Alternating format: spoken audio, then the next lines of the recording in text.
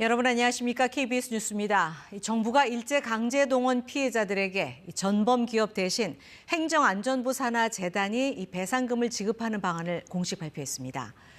포스코 등 16개 한국 기업이 우선 출연할 것으로 보이는데요. 취재기자 연결합니다. 신지혜 기자, 정부 발표 내용부터 자세히 전해주시죠.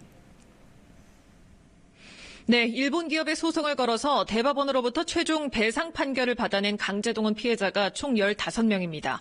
이 피해자들이 일본 기업에게 받아야 할 배상금을 행정안전부 산하 일제강제동원 피해자 지원재단을 통해서 대신 지급하는 방안입니다.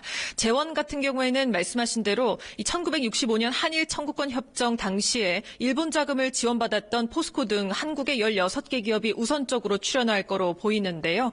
일본 기업의 참여에 대해서는 자발적인 기여를 기대한다는 게 정부의 입장입니다. 이 같은 내용은 오늘 오전에 박진 외교부 장관이 직접 설명을 했습니다.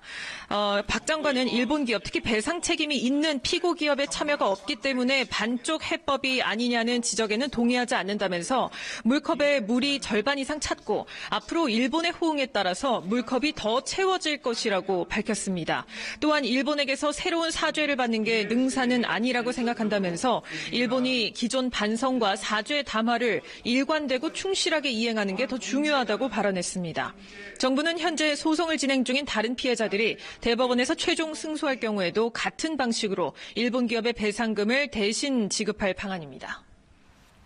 네, 하지만 일본 전범 기업의 직접 배상 참여와 사죄를 요구해온 피해자 측은 반발하고 있죠. 그렇습니다. 정부 발표가 있기 30분 전쯤부터 외교부 앞에서는 시민단체 연합체인 한일 역사정의 평화행동이 집회를 열었고 잠시 후에는 민족문제연구소 등 피해자 지원단체들도 입장문을 발표할 예정입니다. 미쓰비시 근로정신대 피해자인 양금덕 할머니 측도 정부안 철회를 요구하는 입장을 발표할 거로 보입니다. 이들은 그동안 일본 피고 기업의 직접 배상과 일본 정부의 사죄 등을 요구해왔는데 정부 발표에 이런 내용들이 사실상 모두 빠져 있어서 반발은 계속될 거로 보입니다. 현재 피해자 15명 중 3명만이 생존해 있는데요. 유족들 사이에서도 정부 해법을 받아들이느냐 아니냐를 두고 의견 차이가 있습니다. 박진 장관은 오늘 회견에서 유족 상당수가 이 문제에 조속한 종결을 바란다는 의견을 주셨다면서도 피해자 한 분 한 분을 직접 만나 이해를 구하는 노력을 지속하겠다고 설명했습니다. 지금까지 외교부에서 KBS 뉴스 신지혜입니다.